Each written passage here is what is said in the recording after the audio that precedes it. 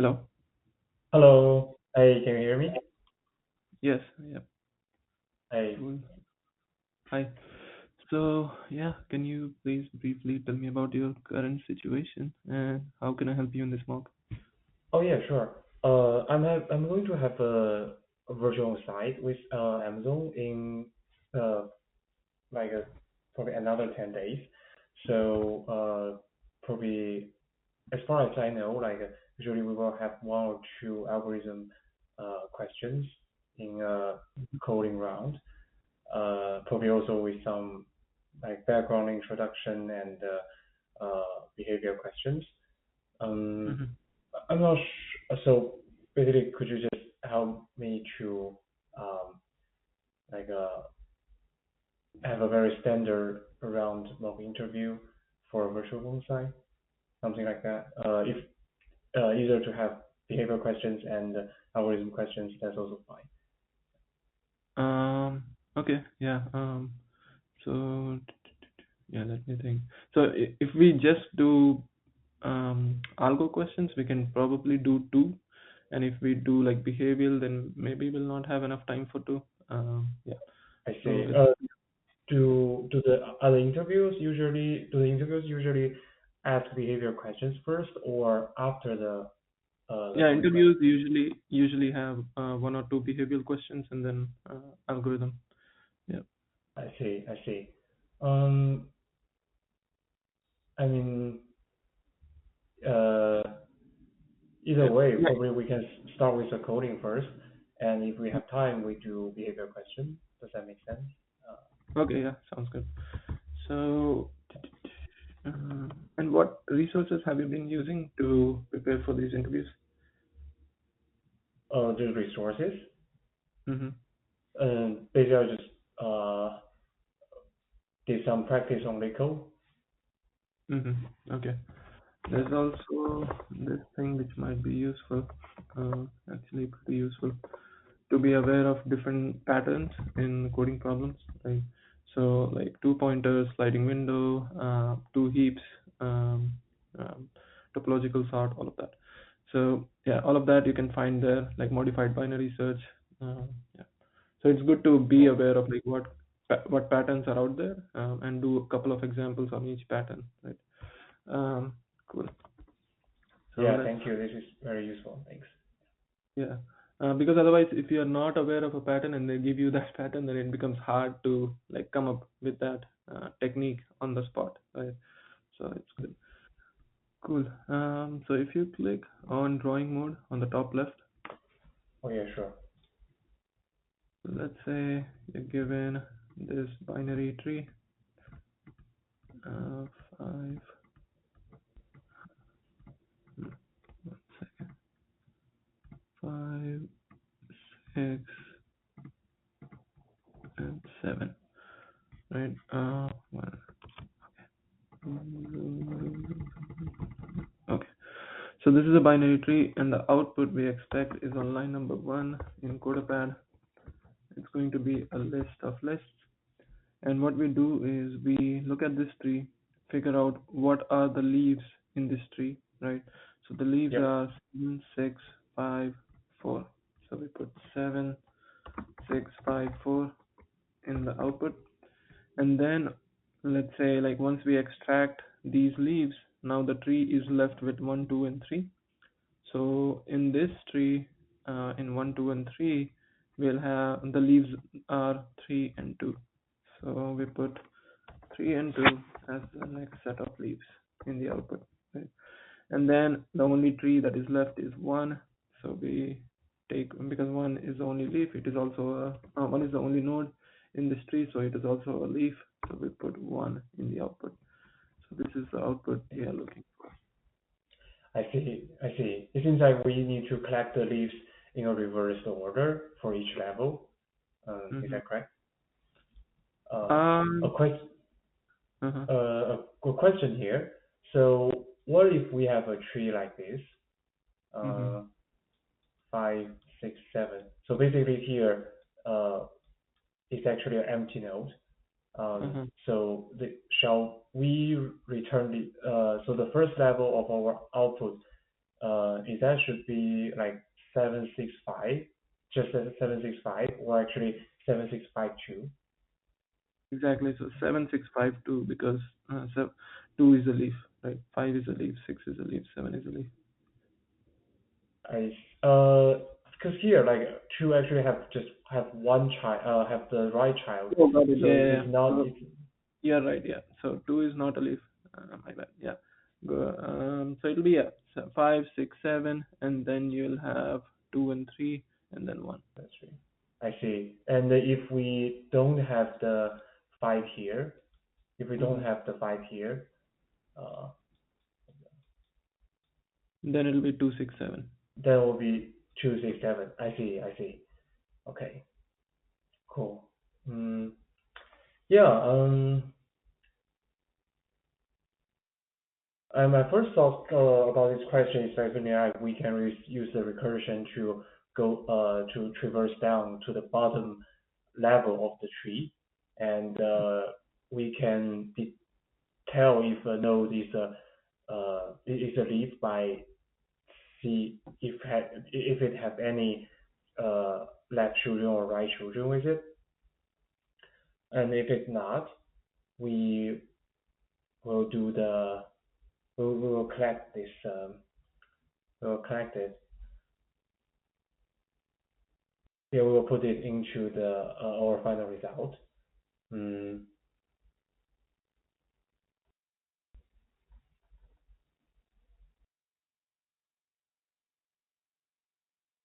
yeah, so like since we are going to um, collect everything in a reverse order, so we can always go to the right hand side first and then to the left hand side.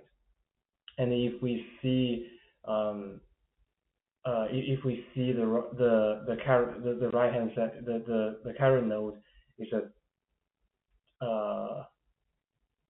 hold on a second. Mm,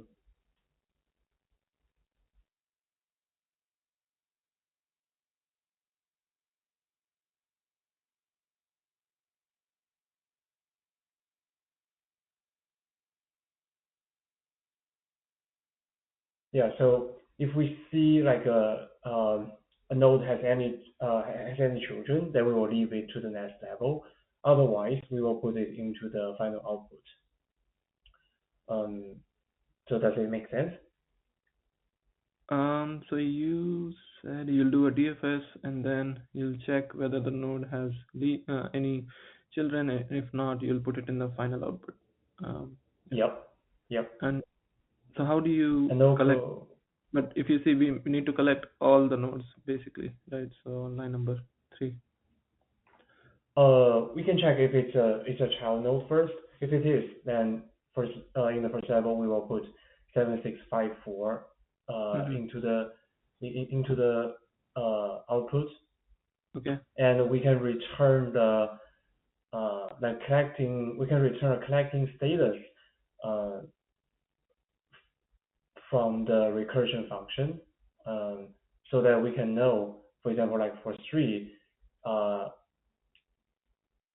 did it have any hold on a second. Yeah, I'm thinking like how should we build this recursion? Mm-hmm.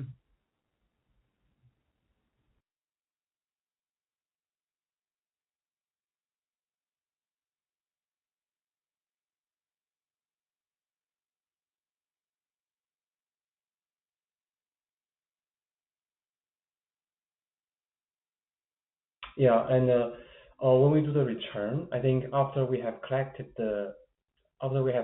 a certain node, we can return a null value to it, so that after 6 and 7 are collected into the output, we will have no children for the node 3. Then we can do it in um, shall we go there for another round? Probably not. Mm, I think about this. Mm-hmm.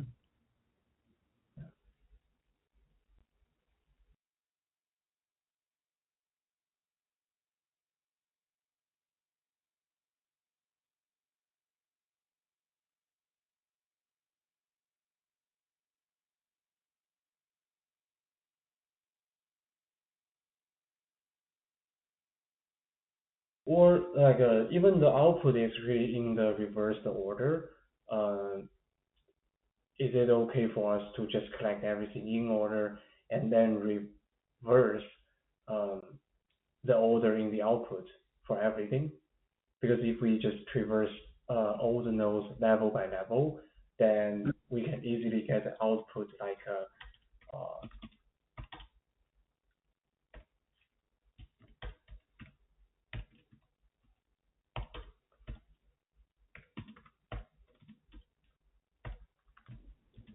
But will that yeah, work for the last example, which is 1, 2, 3, and let's say 4 and 5, where 4 and 5 are children of 3? 4 and 5 children of 3. Um, yeah, that shouldn't be a problem because if it's like that, the output would be because we are collecting everything level by level. Mm-hmm. Then okay, that is level by level. Then two wouldn't be in the right in the right level. Yeah, because Mm-hmm. two is actually two It, is actually a two, yeah leaf. two is Yeah. the same level as 4 and 5. Yeah. Mm, okay, let's still go for the way that to the recursion to the bottom. Mm,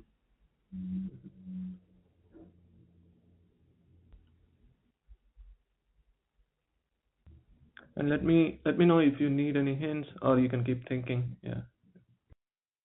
mm, let's see.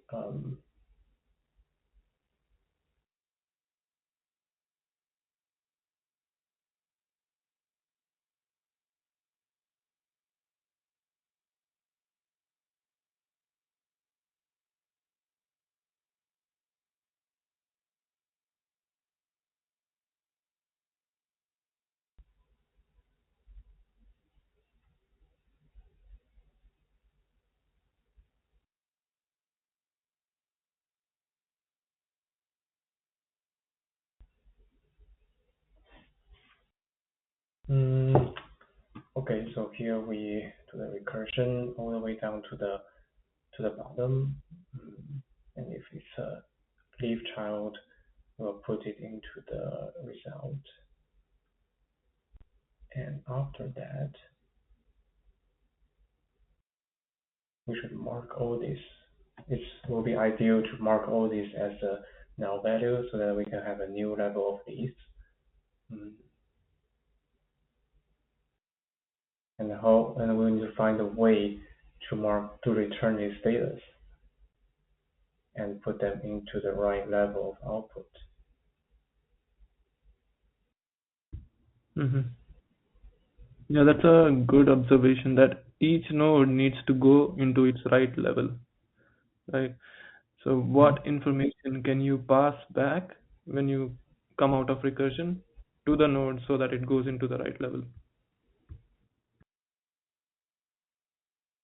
Yeah, yeah. You like we need to find a right return status to make sure the output to find the right output level, right?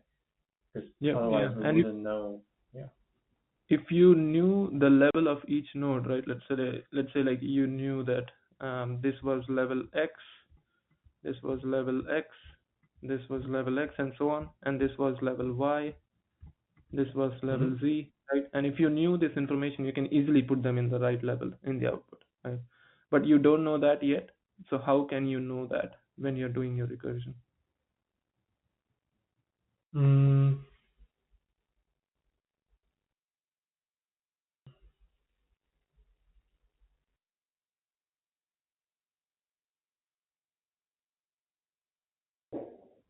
let me think. Because this can be related to the depth, but that only happens when this is like a balance tree. Because otherwise there will be no child for this. Not necessarily true, right? So let's say you have some node A which has a child B and a child C, right? So let's say level of B. Are you able to see the example? ABC? Yes, I can. Hold on a second, On the see if I can on the, enlarge if you this. zoom out, if you zoom out, I Yes, think I you can see can. it. Yes, I can see Okay. it. So let's say like ABC is our tree, where A is the root node of C and B is, let's say, like a subtree, right? This is a subtree, and this is a subtree. Let's say like the level of this is X, level of this is Mhm. Y. So what do you think will be the level of A?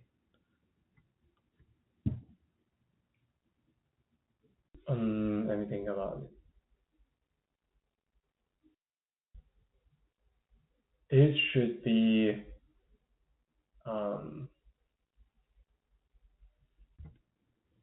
20, like the 25. So let's larger say like, one. Yeah.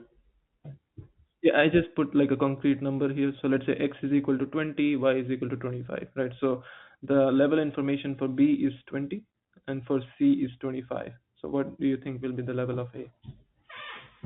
It should be because we will first collect the level 20, and then we will go for the level 25. Um, Hold on a second. Um, and then we go for the A. Is that going to be like 26 or something? Exactly, yeah. So it'll be 26 because you want to pick the deeper tree as your Yeah, level for the parent, right? Because parents level is always going to be one more than the children, right? And you want to pick the hmm, max of the children so that you are at least one more than both the children, right? I see, I see.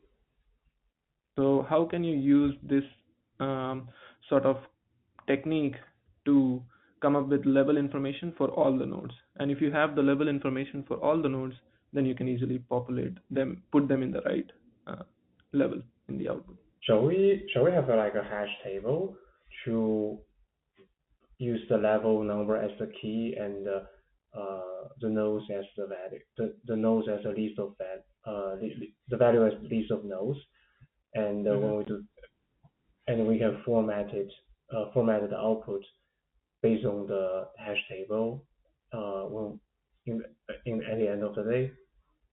Makes sense. Yeah. But how will the recursion work? How will you compute those levels at each node? Mm, at the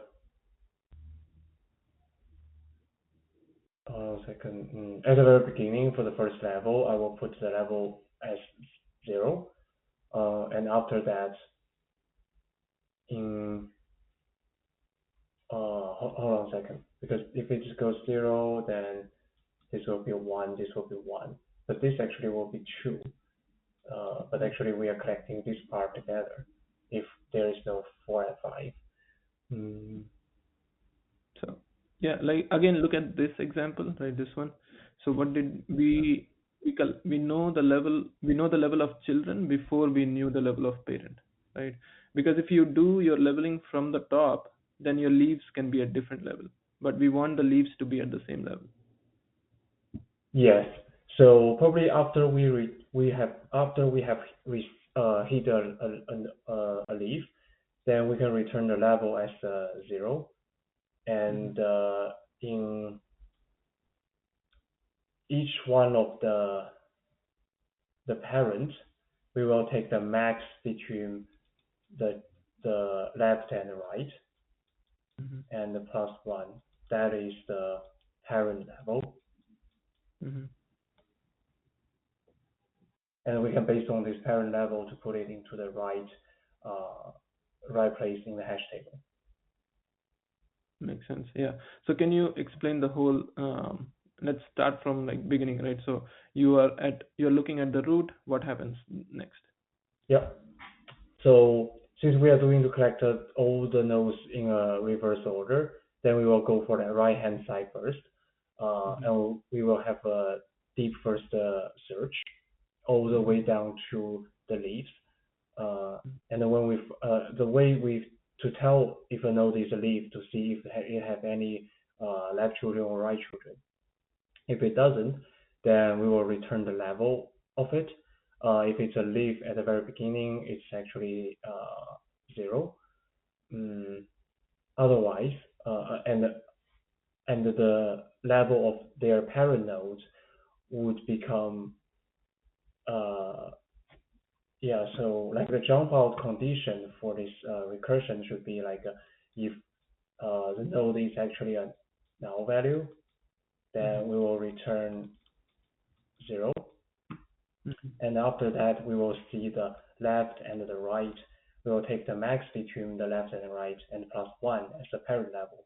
So it can be put into the right place in a hash table.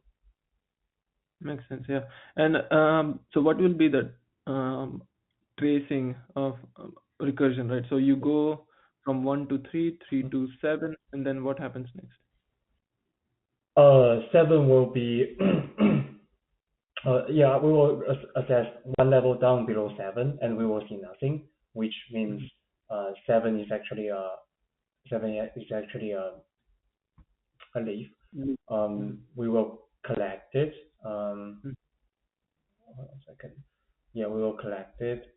Uh, this one and this one. Yeah, we will collect it into the hash table, and um,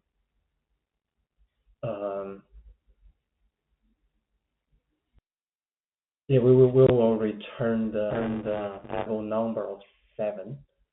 Mhm. Um, yeah, and we will see if the right hand side and the left hand side level are the same. Because if they are the same, then basically that means both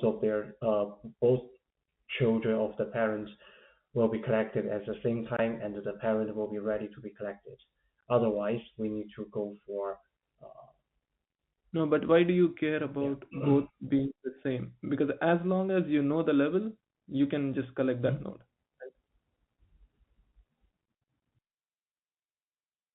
Yes, that's correct. That's correct. Yes, that's correct. So you go from 3 to 7, and you see that 7 is Yeah. a leaf, so you put it in output level 0. And then you go from 3 to 6, and then you see that 6 is also a leaf, so you put 6 in the output, right? And you pass Yep. that information back to the parent. And now you are at the parent, right? Because you're done with the children. So where do you think 3 will go? 3 will go for like uh it will go for level 1. So level 1, yeah, Level exactly. yeah.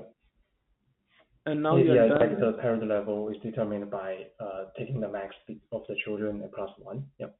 Exactly, yeah. So now you're done with 3, right? So what do you think happens next? It will go for node 2, and we will Mm-hmm. also see the level of it.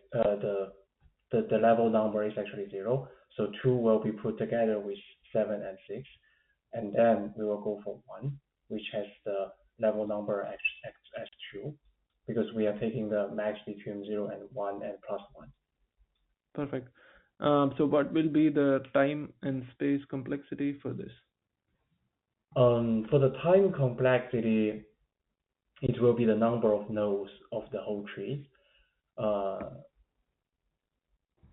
since we are going to traverse every single node in this tree, and for the space complexity, if we are counting the stack depth, that will be the depth of this tree. Hmm. And what will that be in terms of the number of nodes? If it's a balanced tree, then it's actually log n. If n is the total number of the nodes, if it's a balanced tree, but that's like the ideal scenario. In the worst case, uh, this tree will be looks like a linked list. Like everything is we go all the way down to one side. That in the worst scenario, the space complexity will be the number of uh, nodes, which is on. Okay, makes sense. So you can start coding, and then we can move on to another problem. Oh yeah, sure. Um, shall we close this window or oh okay, we Yeah, can you can close it if you want. You can we can because it will pop that. it. Yeah. Mhm. Okay, I'm going to use Python to do the coding. Okay. Can you see me typing? Yes. Okay.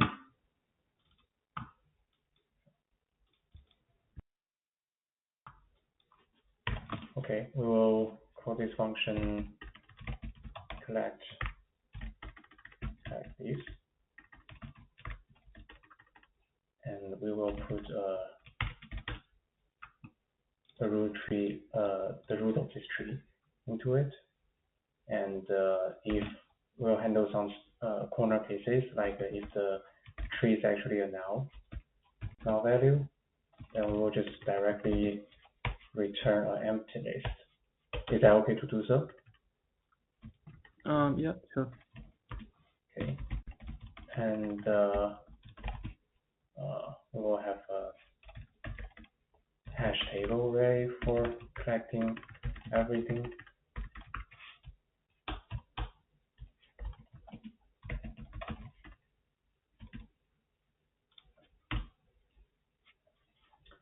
Okay, cool. Then we will do a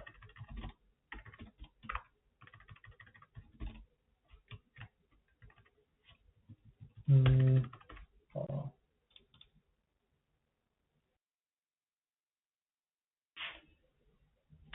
yeah, let's write it in this way.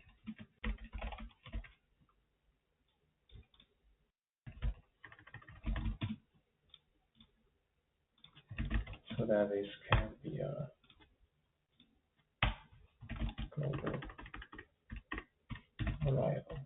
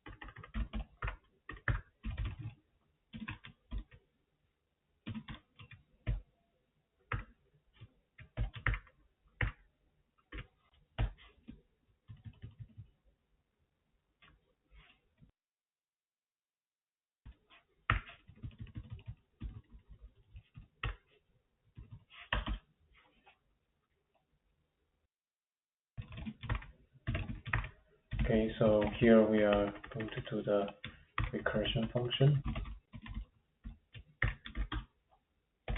not per node, which means doesn't have any.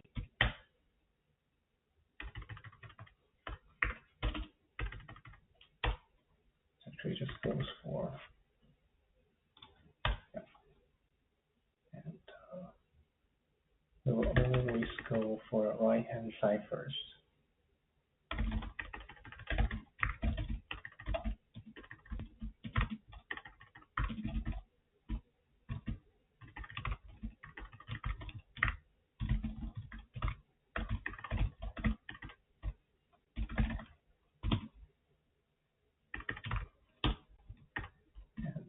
Go for the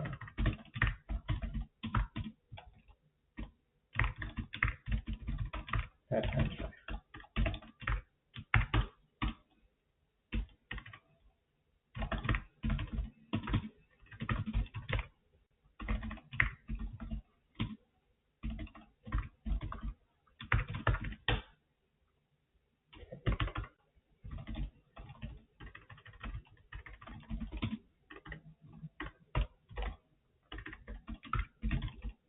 And we will put it into the hash table to do the collection.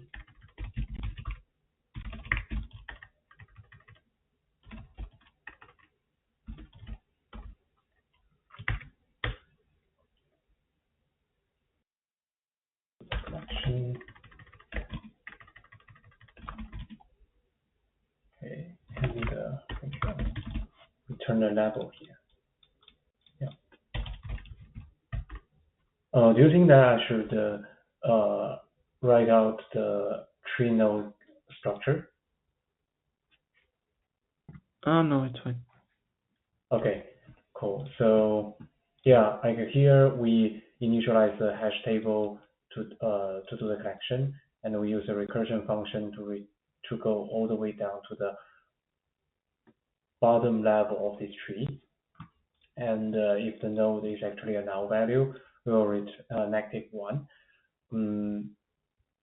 And okay, and for every one of the nodes, we will always go to the right hand side first, and check uh, the right hand side level and the left hand side level.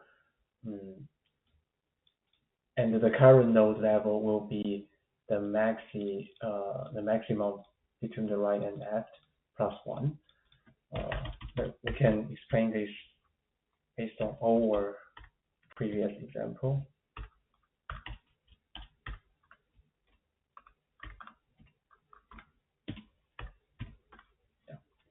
So at the very beginning, we will traverse all the way down to 7's children, and since it doesn't have anything, so both of sides will return -1. So and then the level of node 7 would be 0, and it will be put into the hash table to record it. And after that, we will go for node 6 as the node 7. It also has a level number as 0. We also go for the same list of the level 0. And then for the node 3, it will have level number as 1. For the node 1, it will have the level number of 2. So when we want to generate the final output, we will sort the hash table based on its key, so that we can always return the lowest level first and all the way up to the top level. Mm-hmm. Makes sense. So what will be the time complexity, overall time complexity for this code? Yeah. Yeah, in the recursion, actually the time complexity would be uh, number of nodes. But Mm-hmm. since we are going to sort the hash table by the Mm-hmm. level, Mm-hmm.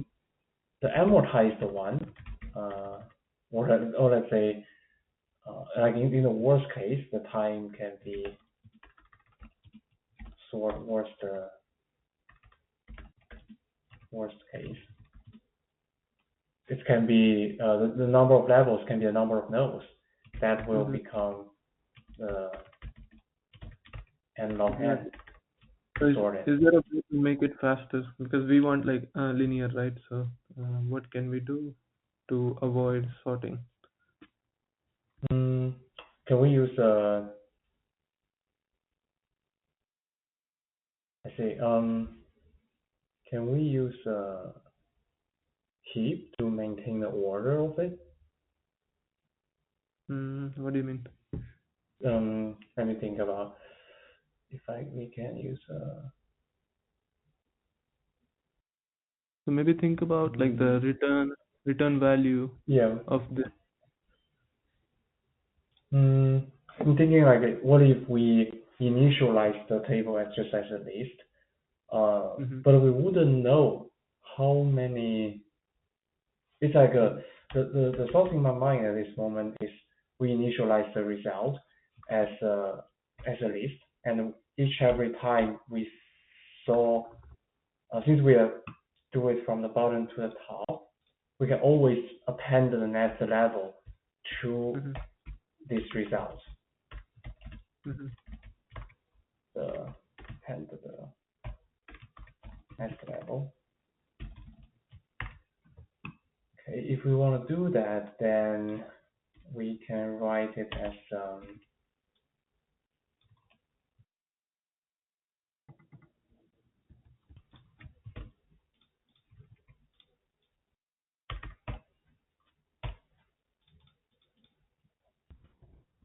always put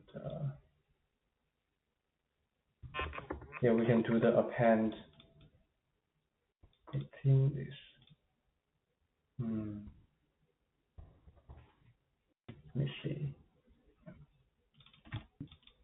You can also do something here, right? Because let's say, like if you look at the return type, right, for DFS Mhm. collect, what do you think will be the final return type here? The final return value here?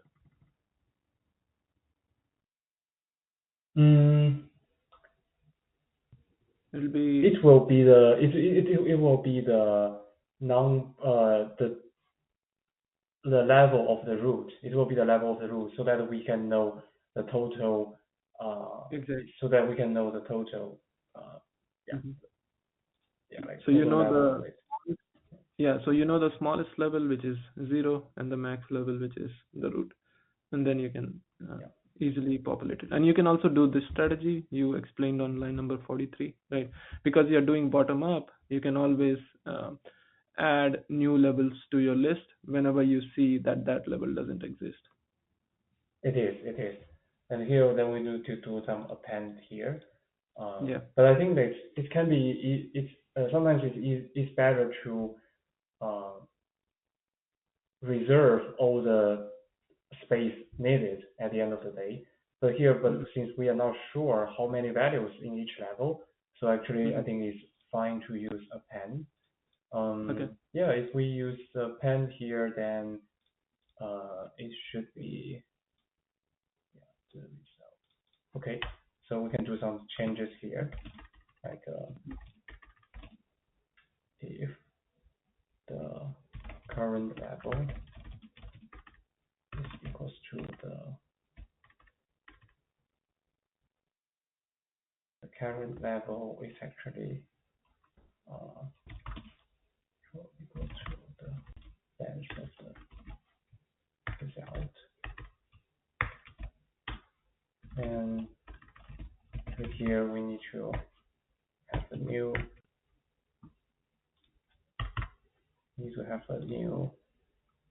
uh, level for the we have a new level for it and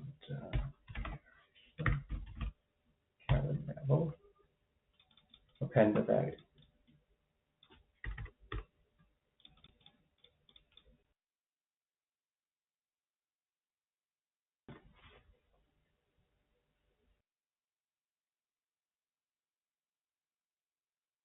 Yeah.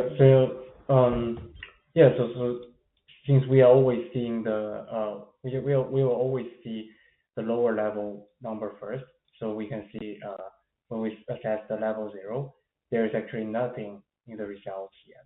So it's usually like the current level number is equals to the length of the result. At this moment, we will initialize a new list for the current level to store all the values, and then at the end of the day, we return all the levels. Sounds good. And what are like the different test cases you will test this solution with? You don't have to write the test cases, you just have to describe them. First of all, I will I will test the empty one, the empty scenario, which is like the null value as input, some weird input. And the Hmm. second one would be uh, to have a balance tree, have a full balance tree, and then um, a tree with some parents only have one child, only have one child, and after that it will be the worst case that the a tree looks like a linked list. Hmm. Um, what about the case which we discussed, right, where the leaves were at different levels, right? Is that where some of the leaves were at different levels in the sense like uh, I if you think look that at can be covered by the case that a tree with some parents only have one child. Because, for example, Mm-hmm. here if we don't have four, that means Mm-hmm. no two only have one child. That is like the scenario three, which makes the living No, but distance. we want something. Oh, I We want see. something. Yeah, we want something where 2, 6, and 7 are at the same level. Yeah. Okay. We can add another one. It's like this different level. Mm-hmm. It's like this. Yep. And yeah, and there's also like few more you can test, which is single node, single node tree. So that will be like the smallest tree, right? And then the biggest possible tree to check for like any memory issues, right? So biggest possible. So that is I something see. you can ask the interpreter what is the maximum possible size of the tree. Yeah. Okay. I So see. looks good. So for the next question, yeah. So do you want to do behavioral or do you want to do another coding? I think we can do a coding. Yeah. I think we can do coding. Okay, cool. So let's yeah. Uh, how do you put this in comments? Okay, okay. So for this one, yeah, let me copy this example. So let's say you're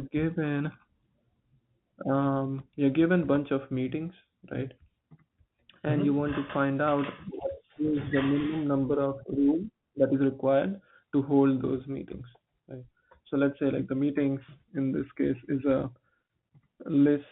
So each meeting is composed of start time and end time, right? So this is meeting one, this is meeting two, this is meeting three, right? So Yep. we have three meetings here, and each of them have start time and end time, and they are not necessarily sorted or anything. In this example, it is sorted by start time, but it is not necessarily so. So we want to find out what is the minimum number of meeting rooms. So here, the minimum number of meeting rooms needed is two um, because one four and two five they overlap, right? And if they Mm-hmm. overlap, then you need at least two meeting rooms to hold them if they're happening at the same time, right? So yeah, so that is the problem. I see. I see. Mm, I think this is a nice example to show the meeting arrangement because meetings happens like I will use this slash to Hmm. mean to represent the start and the end of a meeting. So meetings sometimes are organized like this. So in this example, then we can see at the very beginning we need one meeting room, but after a while the second meeting happens, so that we need two, and then three meeting rooms, and then the first meeting ended, then we go back to the two meeting rooms required, uh, and Hmm. then the second meeting ends as well, at least one meeting room, and the first meeting starts two, and here is one, and after all the meeting finished, that is zero. So the max Hmm. requirement for the meeting room in my example would be three, right? So in this case, Yeah. then yeah. So in this case, I think we can sort all the given meetings based on their start time, and then we Hmm. can walk through all the meetings to put all the start and end time in a sorted order, in in a ordered list. Using the example here, that will be the times will become 1, 2, 4, 5, 7, 9. And when we save them, we can also save them as a tuple with an indicator to see if it's actually a start of a meeting or the end of the meeting. If it's start of Hmm. the meeting, we actually need one more uh, meeting room. Two is actually the start of the Hmm. meeting. But four is actually the end of the meeting. We can put negative one here. Got. That means we can, yeah, have Hmm. another room available. And then after we traverse all the times we have in this order list, we can have the number of meaning rooms required in any uh, timestamp, and we can take the max of them. Mm-hmm. So you basically So like broke yeah, this into like event. You have start event, start, and then start, and then end event, and then start, and so on. yeah. Okay, makes sense. So let's do another problem. Um,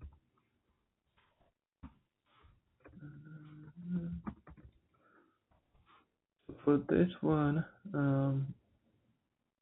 oh yeah, okay, I can give that feedback later. But for now, let's say you're given this array, right? So you have this array, and you're given a window size, and we want to find the output, which is max of the first window, right? So max of the first window is 3, and then Mhm. we take max of the second window, so that is 4, and then max of the third window, which is 5, 6, and 7, right? So on. So we want to find the max of each window from left to right, and you're given array and the window size. I see. Hmm. I think about it. Um,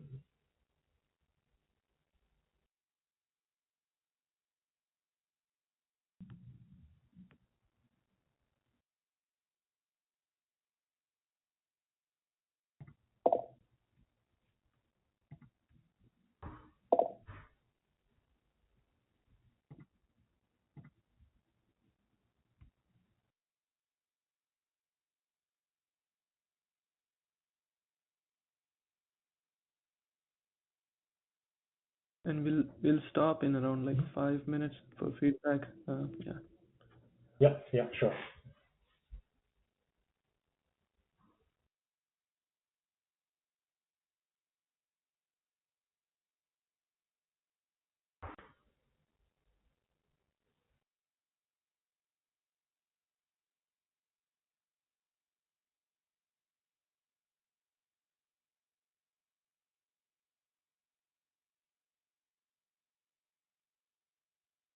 Hmm.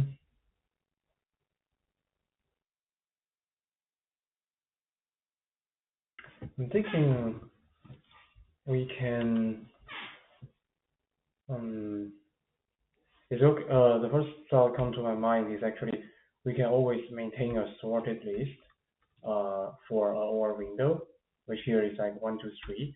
And when we move to the since it's like maintain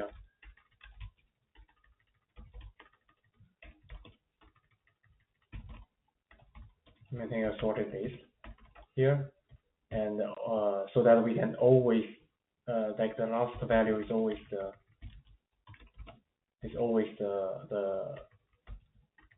largest.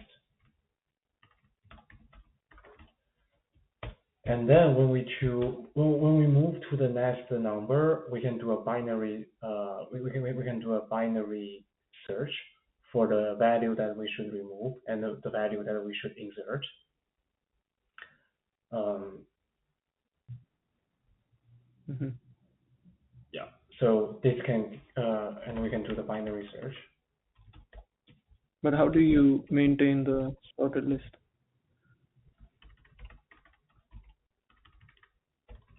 Uh, yeah, it's like if we do the binary research, definitely we can use the log k, we can use the log w time to find the number to be removed or the place to insert, but that will relate to some uh, extension on the list, some Yeah. size changing because we need to move every numbers behind a certain number if we remove something. Um, Hmm. so So in this case, um, should be so it looks like it'll become W, right? Like the overall time complexity will become NW, which is the same as like the night yeah, approach. it's actually yeah because we need to uh Resize the array. yeah the to re uh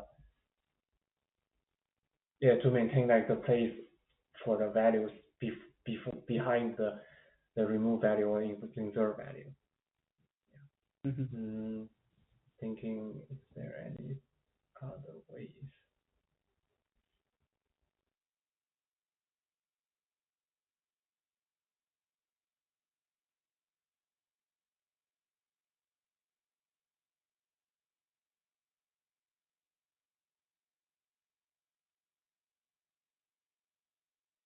Is it okay for us to do it in a dynamic programming way? Mm, Sure.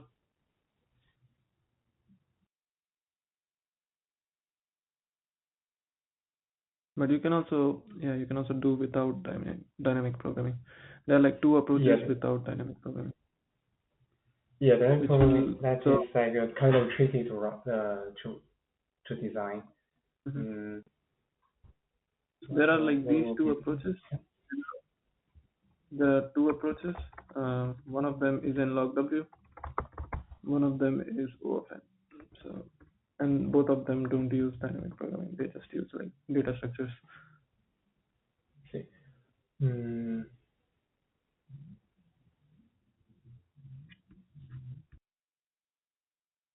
shall we maintain a heap for this? But how would Mm-hmm. we remove the value? Uh, Mm-hmm. how we remove the value? Yeah. Mm-hmm. So that's a good idea. Can you expand on that? Yeah, probably we can do this is like we can have a hash table to store the values, like the key as values, and the key as a value and the value as the node of in the max heap. And when we maintain the max heap, the top node always contains the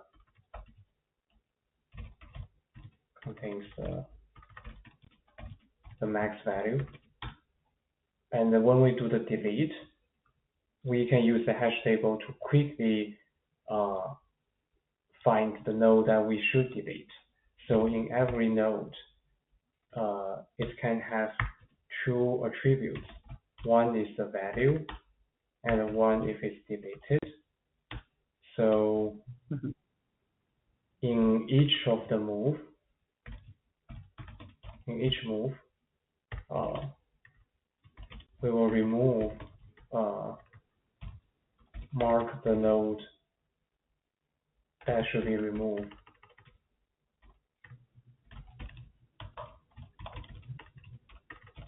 like delete it as true, and insert Mm-hmm. a new node, new node, and keep assessing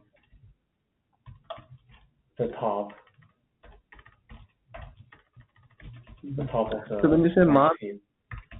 when you say mark the node, does that mean that node will still stay in the heap, but it is just marked as removed?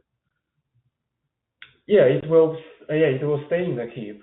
But if it being C in the top of this heap, uh, then we will because when we do the assessing, if we see a node that is deleted, we will just pop it and see the next maximum, the next maximum. Oh, I see. Okay, got it. Makes sense. So in that way, why even mark it, right? Why not just right away remove it? Mm, because I think in C++, I know there is like a ordered uh, ordered dictionary that can do the removing directly. But in Python, I don't think the default heap structure supports the remove directly. Hmm. But Okay. Uh, yeah, mhm. but yeah, we can use the ordered map to do that. Yeah, that is for sure. We can just directly remove it. Mhm. Mhm. Yeah. Okay, looks good. So let's stop here. Yeah. Uh, Yeah. Sure. yeah. So overall, I think the interview went good. Especially like the last two problems, you had good intuition. I think the second problem you must have seen it before because you you very quickly solved it, right? So Yeah. whenever if you have seen the problem, maybe take some time to ask more questions, right? So in this case, you want to because you already know the problem, so you can ask more questions around like um, what is the range of the values of, I mean, any question given to you, try to ask more questions in general, right? So like what is the range of these meeting times, can there be negative times, and what is considered as overlap, right? If let's say end time and start time of something is the same, is that considered an overlap or is that not considered an overlap, right? So these questions are Hmm. important to ask. That is what interviewers look for, because they want to see, are you gathering the requirements, are you asking the right questions before you even begin to solve the problem, right? And especially like if you know the problem, then try to be a little slower. You don't want to rush quickly because that will tell the interviewer that you already know the problem, and then that doesn't tell them anything about, that will not tell them anything about your problem solving skill. Right? You want to slow down a little bit, try to organically move towards a. So whenever you know a problem, try to come up with a naive approach first, and then build on that. Right? That might Sure. slow you down and also tell the interviewer that you are organically at least thinking about it. Even if you know the problem, try to be somewhat little discreet. And then for the first problem, same feedback, like try to ask more questions about like the range of the values of these nodes, and then what is the maximum size of the tree, minimum size of the tree, can there be duplicate values, stuff like that.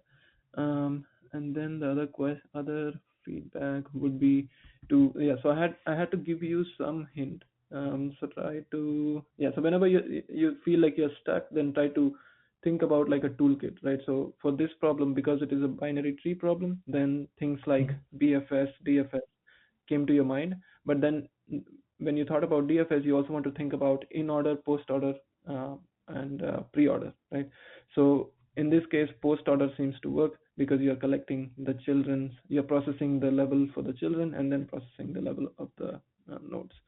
And you also want to think a little deeper, right? So whenever you look at the when you look at this problem, you want to think about like, think in terms of like, if I knew the levels already, then it'll be pretty easy problem. And then, but how do I compute those levels, right? If you compute the levels from the top, the leaves will be at different positions. So that should tell you that you don't want to compute it from the top, but you want to compute it from the bottom, right? So instead of going top down, you want to go bottom up. Um, so yeah, like whenever you're trying to solve problems, just try to think one step more. Like whenever you're blocked, then try to reason about,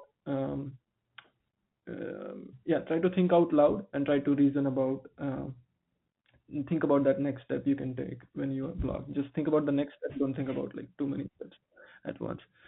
And then what Yeah. else? Oh yeah, there's also one more approach you can use for solving the first problem, which is, let's say like you know how to find out the leaves, right? In any Yeah. given tree, you can just use a DFS and you can add a filter on it which says if the node doesn't have any children, that is a leaf, right? So you can extract all the leaves, and now once you have the leaves, the parent of those leaves are going to be the next set of leaves, right? But you don't know Hmm. how to get to the parents. What can you do to have that information, right? How can you do something to build a map which tells you who is the parent of who? Does that make sense? I see. But that will need to do the record of, like, have a hash map to record everything. Is it like that? Yes, yeah. You'll have a hash map to which says when you do your DFS, right? You'll record everything saying that hey, three's parent is one, two's parent is one, seven's parent is three, and so on. So when you go top down, you can build that map, and that map is only using extra size, right? And it is still better than taking hint from the interviewer, right? So you, even though you're spending a little bit extra space, it is not the end of the world. Like you don't necessarily have to come up with the most ideal solution. You just have to come up with a reasonable solution with your own thought process, right? So that's why this solution might be more intuitive because here you just reach the last set of leaves and then you work backwards. You sort of do a backwards BFS, right? So you have, let me explain it on line number one, right? So you have your first set of leaves. So first leaves are here in a list, and then from that you build your second leaves, right? And then from second leaves you'll build your third leaves, and so on. So this is sort of a backward BFS. Does that make sense? Yep, makes sense. Yeah, and not all the so from first set of leads you'll get um, candidates second leaves, right? Because not all the leaves are going to be the next set of leads. Some of them will not because they will still have children. So you want to filter them out and compute the second set of leads, and then so on. Yeah. So from candidate second leads you'll get second leads, and then from second leads you'll get candidate second leaves, and then from candidate second leaves you'll run a filter saying that hey, if none of them have any children. But this is more complex approach. This might come naturally to some people. Yeah, so but it's still a good approach to know, yeah, and to come up with during the interview. Anything else? Yeah. So another thing would be to make sure to be more proactive in talking about time and space complexity, right? So whenever you come up with a approach, be it Mm-hmm. a naive approach or be it an optimal approach, always in the end include the time and space, right? So you can say, hey, this is how this is going to work, and the time complexity is this because of so and so reasons, space is this because of so and so reasons. You don't have to wait for the interviewer to ask you for time and space. If you do that on your own, that shows that you're confident, and it also shows that you pay attention to these details in general, right? So it's always good to mention that whenever you discuss any approach. And then another thing where you can be proactive about is, let's say, once you do the walkthrough, right, which you did. So once you do the walkthrough after writing the code, always try to include additional test cases, right? So you don't have to test them. You just have to tell the interviewer that these are the additional test cases you are considering to test your solution with. So that will tell them that you pay attention to testing, and yeah, that is which is important, right? Um, I think yeah, that is it. And whenever you're explaining any approach, like especially recursion, right? So you want to show the tracing, like how exactly it is going from root to its children to its other children, and then how it is unwinding back, and what information is being returned or what information is being passed down. And that'll be and you can explain that either using the drawing pad or you using the code editor where you show the different uh, if you have any variables, you show the state changes of those variables when you're doing that tracing. Yeah, I see. I see. Yeah. cool. So that yeah, that is Could I have that, one more question? Yep. mhm. So like how many key perspectives uh do like Amazon interviewers measure a candidate, like coding, communication, and what else? And also what is like my level for in each Mhm. every one of them? Yeah. Okay. So I think like every most of the FAANG companies, they have like similar ideology, right? You want to think out loud. You want to ask good questions, or at least ask questions, right? You don't have to worry about asking good questions, but ask questions which will tell you about the nature of the problem, right? So it's important to ask questions upfront. It's important to think out loud, show your thought process, right? And then write good code, which you wrote, right? Like your code was pretty readable, pretty nice, so that is good. And you also wrote the code quickly, so that is good. That is a good sign. You reasoned about time and space complexity. You told me about test cases. So just like I said, just try to be more proactive in those areas, and I think you should be good. Nothing to worry about. Yeah. I see. I see. Yeah. Um, Okay. Yeah. Thanks yeah. for the information Yeah. and feedback. Yeah. These are all the great questions. Awesome. Yeah. And whenever you're stuck, just think about that next step. Like try to be logical and see what is not working out. So you want to be, um, whenever you look at a problem, you want to see what approaches will work and what approaches will not work, and you want to quickly cycle through them, right? You want to tell the interviewer that, hey, I'm thinking about this, and maybe this is not going to work because of so and so reasons. So let me think about something else. And one more thing which I noticed was you were asking me sort of like, can I use heap here, right? So instead of saying, can I use heap here? Because that is like a question to the interviewer and the interviewer has to answer you. So that is sort of like asking a hint. Instead of that, you can say, I'm thinking about using a heap here. Let me think where this leads to, right? So you don't want to like ask the interviewer whether a data structure is good to use in that problem, because that is what you are doing in this session, right? They are trying to see what data structures you use and why. So yeah, try to avoid that question, asking that question directly to the interviewer, but instead say, "Hey, I'm thinking to use this, and because of so and so reasons." Yeah.